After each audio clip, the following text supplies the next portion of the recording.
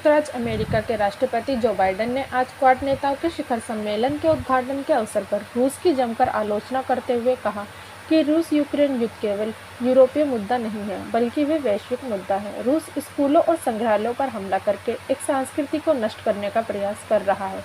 उन्होंने कहा कि यह केवल यूरोपीय मुद्दे से कहीं अधिक है और ये एक वैश्विक मुद्दा है।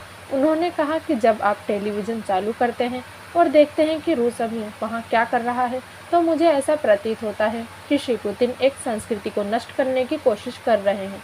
वे केवल सैन्य प्रतिष्ठानों पर हमला नहीं कर रहा, बल्कि वे स्कूलों, सांस्कृतिक केंद्रों और ऐतिहासिक संग्रहालयों पर हमला कर रहा है।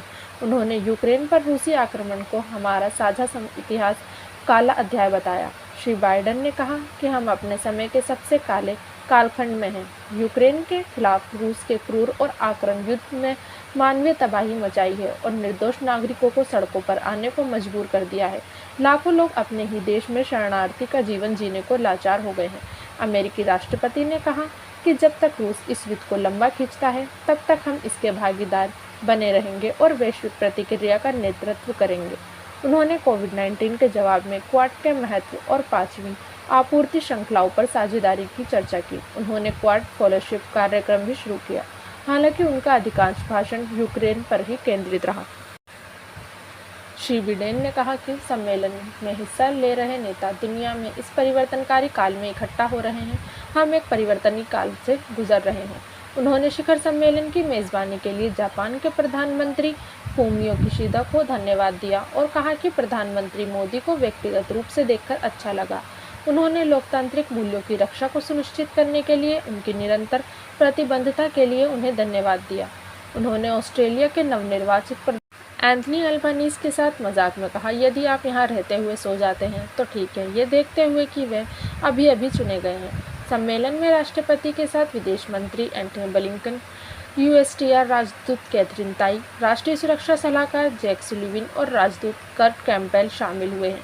इससे पूर्व जापानी प्रधानमंत्री किशिदा ने सम्मेलन में आए मेहमानों का स्वागत किया।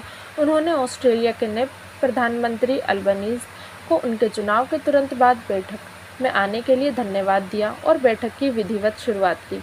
श्री किशिदा ने कहा कि एक स्वतंत्र और खुले इंडो पैसिफिक के लिए दृढ़ प्रतिबद्धता बनाने के लिए नेताओं का एक साथ आना महत्वपूर्ण है।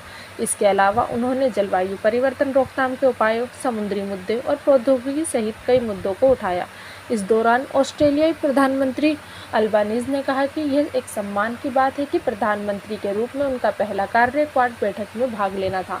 उन्होंने कहा कि हम क्वाड के लिए प्रतिबद्ध हैं। उन्होंने कहा कि ऑस्ट्रेलिया जलवायु परिवर्तन पर महत्वाकांक्षी कार्रवाई करेगा, जिसमें 2030 तक उत्सर्जन को 43% तक कम करने का एक नया लक्ष्य शामिल है। प्रधानमंत्री नरेंद्र मोदी ने तब अल्बानीज़ को उनकी जीत पर बधाई दी और कोविड-19 और अन्य मुद्दों पर भारत में किए गए कामों के बारे में बताया। साथ ही उन्होंने क्वाड के काम की प्रशंसा की।